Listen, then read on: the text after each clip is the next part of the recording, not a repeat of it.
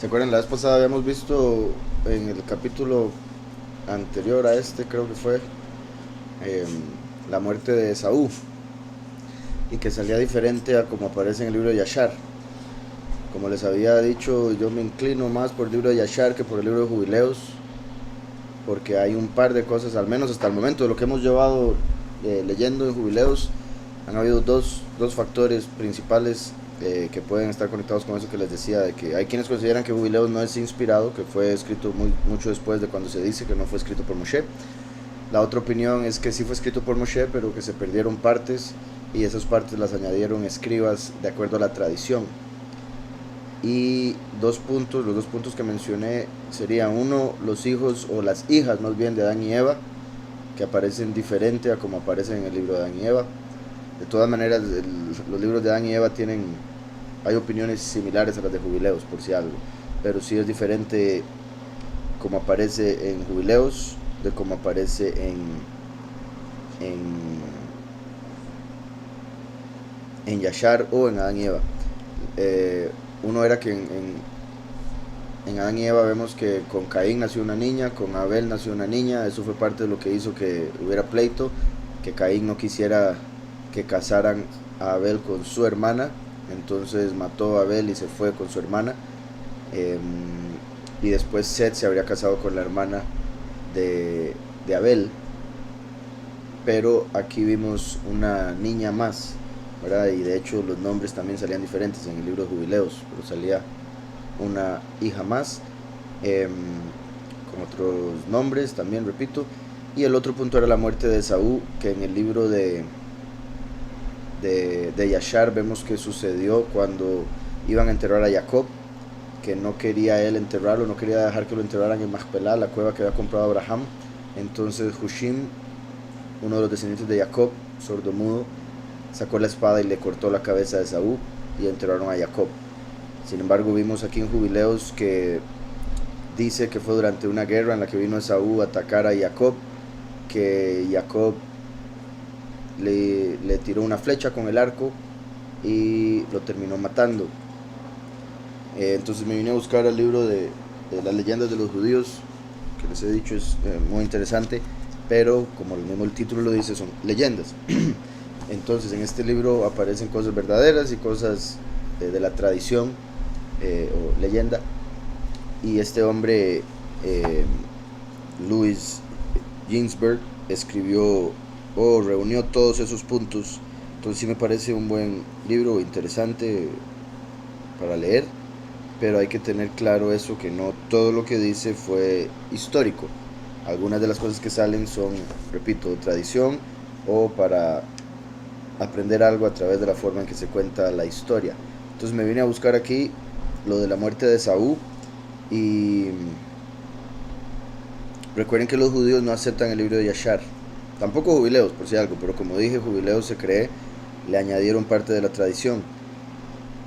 Aquí encontramos en este libro bastante tradición y curiosamente la muerte que aparece de Saúl aquí es la misma que aparece aquí en Jubileos, entonces en eso concuerdan, eh, pero aún así no por eso me inclinaría por Jubileos antes que Yashar, por muchos factores.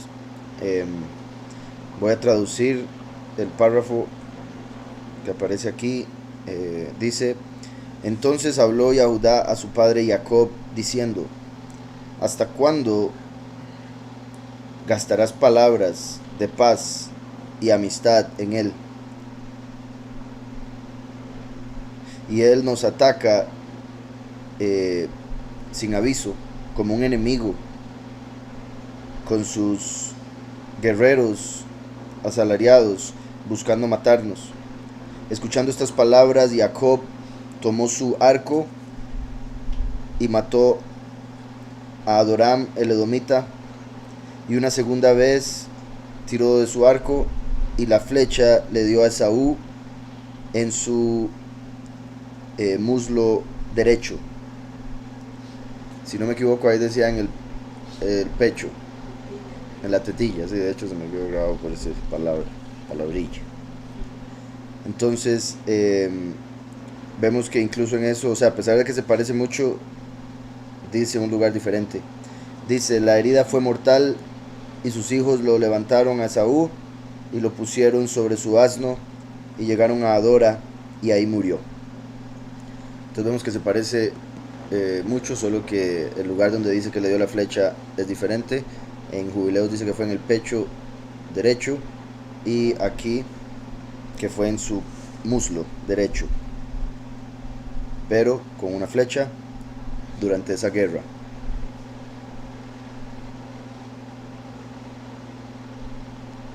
Entonces, curioso, como les digo, porque eso es lo que diría la tradición y es similar a lo que vemos entonces en el libro de Jubileos. Capítulo 39 de Jubileos dice: Jacob vivió en la tierra adoptiva de su padre, la tierra de Canaán. Este es el linaje de Jacob.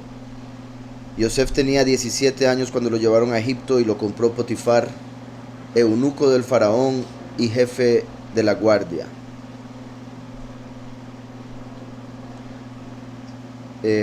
Potifar era un sacerdote de On, el falso Elohim On.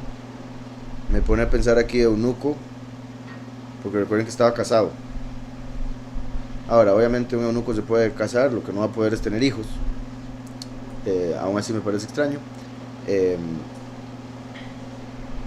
Según el judaísmo, por si algo, ahora veremos a Zenat, que fue la hija de Potifar que le dieron a Yosef. Según el judaísmo era adoptada y, repito, según el judaísmo era la hija que había tenido Dina con Shechem por la violación. También el hecho de que aquí dice que tenía 17 años Yosef, que es igual a como empieza el capítulo donde lo venden, es clave porque el valor numérico de 17 es el de la palabra tov o bueno.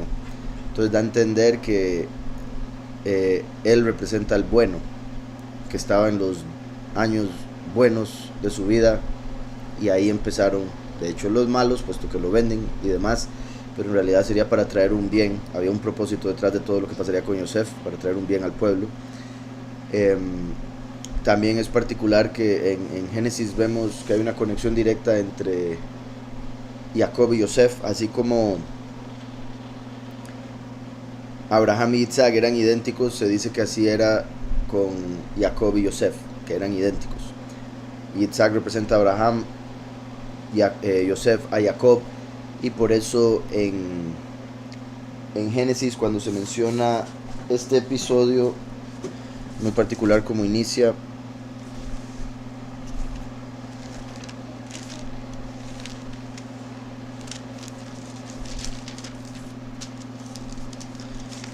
en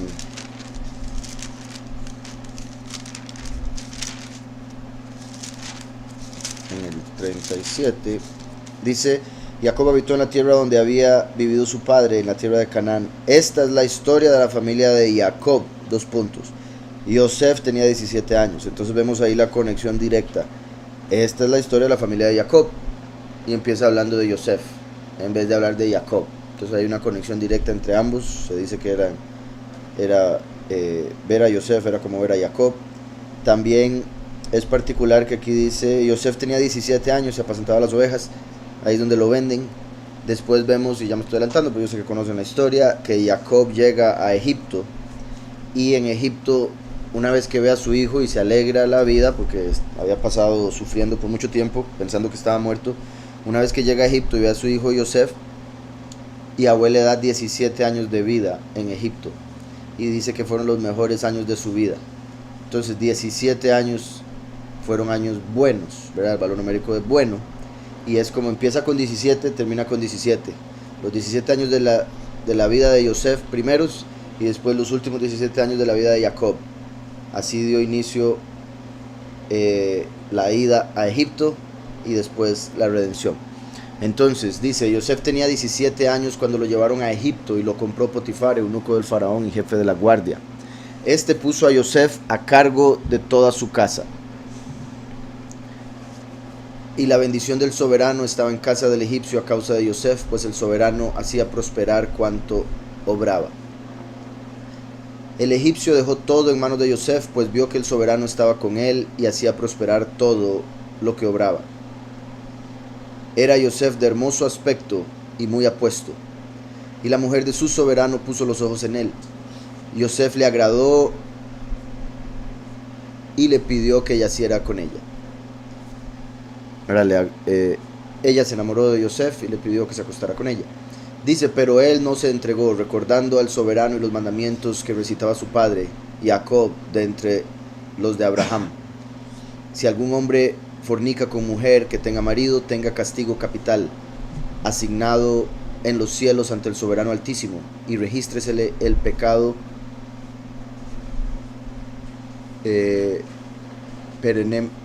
perennemente ante el soberano en los libros eternos. Y regístresele el pecado perennemente ante el soberano en los libros eternos. Yosef recordó estas palabras y no quiso yacer con ella. Ella le suplicó durante un año, pero él se negó a oírla. Entonces lo agarró, estrechándolo entre sus brazos en su casa para forzarlo a yacer con ella, cerrando las puertas de la casa y sujetándolo, pero él dejó el vestido en sus manos, rompió la puerta y huyó fuera.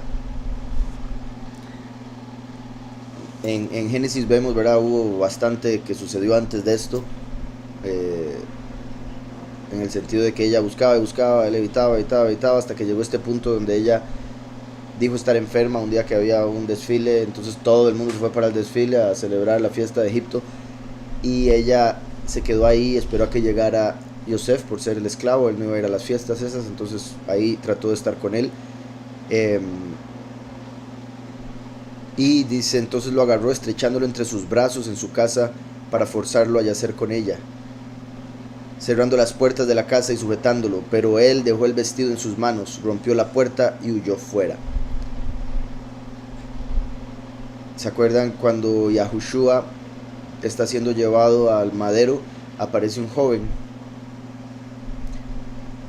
y está cubierto de un manto, y cuando tratan de agarrarlo a él, él sale corriendo, sale desnudo y queda el manto en las manos de ellos.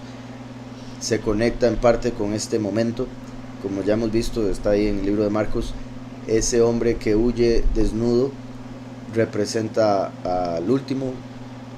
Como he dicho, pudo haber sido Marcos en lo literal, pero también en lo espiritual parece representar al Malaj, que vendría como último, la segunda manifestación. Entonces por eso iba acompañando a Yahushua, lo tratan de agarrar, se escapa, deja la ropa, similar a como trataron de agarrar a Yosef y se escapó dejando su ropa, después de mencionar los 17 años que son Tov. Recuerden que a Yahushua lo llamaron Tov, lo llamaron 17, lo llamaron bueno, y él rechazó ese título, porque él es la vida, el último, el bueno. Entonces aquí hay conexiones con ese punto. Dice, pero él dejó el vestido en sus manos, rompió la puerta y huyó fuera. Al ver a aquella mujer que no yacía con ella, lo calumnió ante su soberano. Tu siervo hebreo al que amas ha querido forzarme a yacer con él. Entonces vemos aquí, verá, ella no era amor lo que tenía, claramente, puesto que ahora, de su desesperación de que fue rechazada, no le importa el acusarlo de tal manera que lo fueran a matar, porque eso era como para que lo mataran. Ella lo que quería era, a través de esto, asustarlo tanto como para que él accediera, le pidiera ayuda. También, ¿verdad? Normalmente es el hombre el que busca a la mujer. Aquí vemos la mujer buscando al hombre, lo cual también se conecta con Jeremías 31, donde dice, la mujer cortejará al varón, refiriéndose al fin de los tiempos, y el último, que es descendiente de Yosef, así como esta mujer buscó cortejar a Yosef. Y el hombre y la mujer somos diferentes completamente. El hombre tristemente está acostumbrado al rechazo, ¿verdad? Porque le pasa a través de la vida bastante, en algunos casos, unos que no tanto, pero eso lo llega a hacer a uno un poco más fuerte y demás. La mujer no es lo mismo con respecto al rechazo, y como hemos hablado, la raíz del alma de la mujer es el honor, y el rechazo viene siendo todo lo contrario. Entonces vemos que ella lo busca, y al él rechazarla, eso la vuelve a ella loca, como para acusarlo de haber sido él el que quiso, de haber sido él que trató de acostarse con ella. Entonces dice, al ver a aquella mujer que no yacía con ella, lo calumnió ante su soberano. Tu siervo hebreo, al que amas, ha querido forzarme a yacer con él. Cuando levanté la voz y lo sujeté, huyó dejando el vestido en mis manos y rompiendo la puerta. El egipcio vio el vestido de Yosef y la puerta rota, y creyendo a su mujer, arrojó a Yosef a la prisión, el lugar donde estaban los presos de la cárcel real. En Génesis, curiosamente, es la misma palabra que se usa para hablar de cuando Yosef fue echado en el pozo sin agua por sus hermanos, cuando pensaban si lo mataban o lo vendían. Ese pozo, la misma palabra que aparece después cuando lo meten en esta prisión. O sea, esta prisión también era un pozo o un hueco en la tierra donde metían ahí a la gente. A lo que voy con eso es que a Yosef lo metieron en 2 pozos, a los 17 y ahora aquí.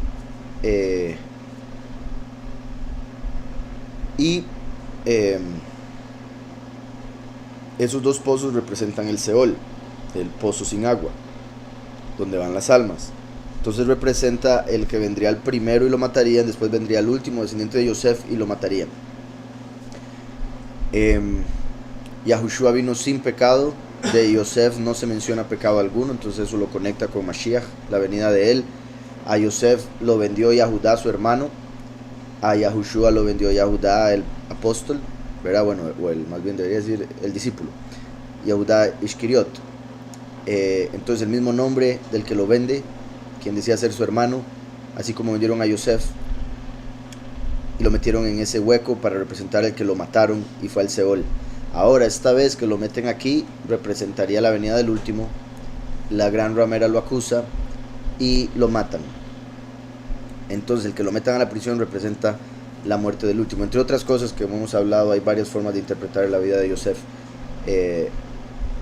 Simplemente me voy a enfocar en esa.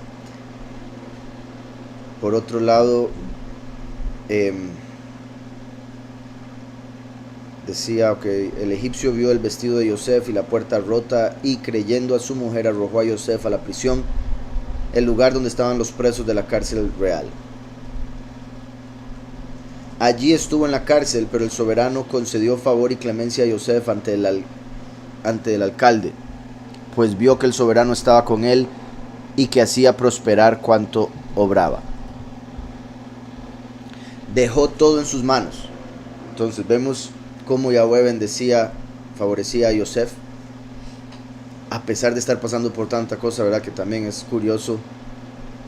Lo venden sus hermanos, lo llevan como esclavo, queda esclavo donde Potifar, lo acusan injustamente, lo meten a la cárcel. Entonces claramente todo eso es suficiente como para que uno diga, no, qué vida más dura, qué feo, no quiero nada de eso. Pero a través de cada una de esas cosas que le sucedían, Yahweh lo favorecía. Donde sea que llegaba, se convertía en jefe. Entonces era el esclavo en la casa de Potifar, se convirtió en el mayordomo, era el jefe de todos los que servían a Potifar. Lo meten en la cárcel, Yahweh lo favorece, ahora se convierte en el jefe de los que trabajan en la cárcel. Permanecía en cárcel, pero siendo favorecido. Entonces debemos siempre recordar cómo, por un lado, todas las cosas son para el bien de aquellos que aman a Yahweh, ¿verdad? Para el 17, de aquellos que aman a Yahweh, y por ende debemos enfocarnos siempre en lo positivo, porque siempre se va a poder encontrar algo negativo, siempre se va a poder encontrar algo positivo. Y si Yosef se hubiera quedado enfocado en lo negativo, no sale de ahí, pero se mantuvo firme creyendo en Yahweh, y Yahweh le favoreció en todo momento. Entonces deberíamos siempre buscar lo positivo de todo. En el judaísmo enseñan que, ¿se acuerdan lo que mencioné ahora de Asenat, la esposa que le van a dar a Yosef? Era hija de esta mujer que lo acusó, que se llamaba Zuleika. Según el judaísmo, ella se enamora de Yosef y va a buscar los adivinos y las suertes y todo, y se da cuenta a través de la adivinación que iba a ser familia de Yosef. Entonces ella dedujo que era que ella se iba a casar con él. Después fue que quedó claro que era su hija, era a través de su hija, o sea, iba a convertirse en la suegra de Yosef. No pensó en eso. Eh, También es particular, digamos, si Asenat fuese, como ellos dicen, la hija de Dina, sea como sea, era descendiente de Shechem, o por otro lado, de no decirse nada, como se dice en el judaísmo, que lo más seguro lo hacen por como confían tanto en la carne, eh, la esposa de Yosef sería completamente gentil, ¿verdad? Egipcia, porque no se menciona en la Torah. Y de ser así, viene Efraín y Menashe, y por eso son adoptados por Jacob, lo cual representaría a los muchos por los cuales viene el último entre las naciones, entre los gentiles, para tomar como esposa de entre los gentiles, así como por ejemplo el mismo Boaz se casa con Ruth, la moabita, y de ahí viene Yishai y David. Entonces es particular como él llega a Egipto y lo acusan de querer estar con la mujer de su soberano, o sea, en cierta manera también como ladrón, ¿verdad? Porque recuerden que el último vendría como ladrón en la noche. Y curiosamente de Yosef, de Efraín, o sea, de Yosef vino Efraín, de Efraín vino Hoshea, bueno, uno por uno, de Efraín vino Nun y de Nun vino Hoshea, a quien se le llamó Yahushua, porque tendría el nombre del Mesías. Hay otro Hoshea en la escritura que es el profeta Oseas, y esa es una profecía muy particular por lo que Yahweh le pide al profeta, puesto que curiosamente le pide al profeta que se enamore de una mujer casada, muy parecido a lo que vemos aquí, y muy extraño ver eso en la escritura a un profeta. Y como siempre digo, cuando leo eso me sorprendería o me gustaría ver cómo le dijo a la familia, ¿verdad? O cómo le dijo a los del pueblo. Es que el padre me está diciendo, ¿verdad? Y era para que se entendiera, para que el profeta como enviado entendiese el amor que tiene por el pueblo, el cual como una mujer está casada con otro, el enemigo, ¿verdad? Por el pacto que hizo a través de la falsedad, la idolatría y otras cosas. Eso en Oseas 3. Entonces curioso, viene y sucede algo similar por ser esta mujer la que estaba casada con su soberano. Y repito, de este hombre viene un hombre llamado Hoshea, igual que ese profeta. Entonces ahí hay varias conexiones, y claramente por eso sucede esto con Yosef, el antepasado del último.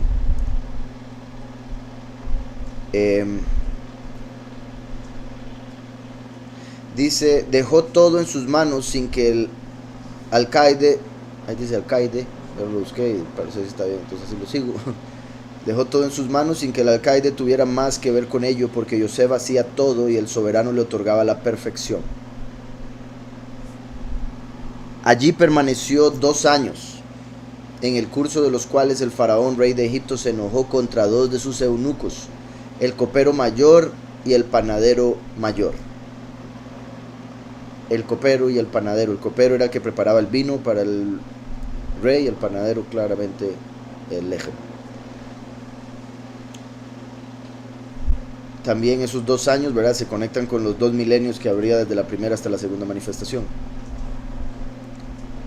Dice, los arrojó a prisión, a la del alcaide donde estaba preso Yosef. Este fue encargado por el alcaide que los sirviera. Él así lo hacía. Tuvieron un sueño ambos, el copero mayor y el panadero mayor, y se lo contaron a Yosef. Y tal como se lo interpretó, así les ocurrió, pues el faraón restituyó al copero mayor a su puesto e hizo morir al panadero como les había explicado Yosef.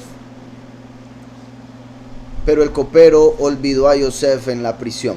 Recuerdan que Yosef le había dicho, acuérdese de mí cuando salga, y eso fue un error porque confió en el hombre, y por eso Yahweh se encargó de que se le olvidara al hombre, y tuvo que estar 2 años más. Se dice que él iba a durar 10 años en prisión, pero por confiar en el hombre duró 2 años más. Dice, pero el copero olvidó a Yosef en la prisión, aunque le había hecho saber lo que le ocurriría, y no se acordó de contar al faraón cómo le había hablado Yosef, pues se olvidó. Y eso fue, ¿verdad? Cuando el copero sale de prisión, se tiene que esperar 2 años más Yosef. Similar a como Yahushua sale del Seol después de haber dado su sangre como el vino, ¿verdad? Él dijo, esta es la sangre del nuevo pacto que es derramada por los muchos, hablando de su propia sangre. Con su muerte daría el perdón de pecados. Entonces Yahushua en cierta manera vino como copero, también como panadero, porque también nos dio su cuerpo como el matzá, ¿verdad? Como el pan. Pero al salir del Seol, al salir de la prisión, el copero es como Yahushua siendo resucitado después de haber dado el vino, haber sido asesinado sin razón, así como el copero había sido preso sin razón, por eso lo dejaron libre. Y después de 2 años es que sucede lo que vamos a ver en el próximo capítulo, así como los 2 milenios desde que Yahushua resucitó hasta la venida del último, que es descendiente de Yosef. Recuerdan que cuando Yahushua está en el madero, uno de los 2 malhechores, el que sí se arrepiente y le acepta como Mashiach, le dice, acuérdate de mí cuando entres a tu reino. Y Yahushua le dijo, esta misma tarde estaremos ahí. Y así fue. Se parece a como antes del copero salir, Yosef le dijo, acuérdese de mí cuando sea puesto en su lugar nuevamente, ¿verdad? En su puesto. Cosa que sí se le olvidó, pero sí se le olvidó, repito, en el sentido físico, por haber confiado en el hombre. No dudo que tenía que esperar ahí más tiempo, o sea, como lo que siempre menciono, el libre albedrío y la predestinación, que depende de dónde se vea, cómo se entiende. Me parece que de fijo él tenía que quedarse esos 2 años extra ahí, y Yahweh simplemente se agarró de ese hecho. Entonces tenía que permanecer ahí, por eso se le olvidó, pero nadie lo tiene diciéndole a él que se acuerde en vez de pedirle a Yahweh. Entonces muy parecido a como Yahushua le dijo al malhechor del lado, o más bien el malhechor le dijo a Yahushua, acuérdate de mí cuando entres a tu reino, así como Yosef le dice al copero. Y vean qué particular también, porque Yosef ahí estaba como ladrón, por lo que acabo de mencionar, y se habla de que ese malhechor que estaba al lado de Mashiach era un ladrón, pero al último viene como ladrón en la noche, descendiente de Yosef, y le tiene que pedir a Yahushua que se acuerde de él, como ese malhechor que le dice, acuérdate de mí cuando entres a tu reino, como aquí Yosef diciéndole al copero, acuérdese de mí cuando lo saquen. ¿Sí está claro?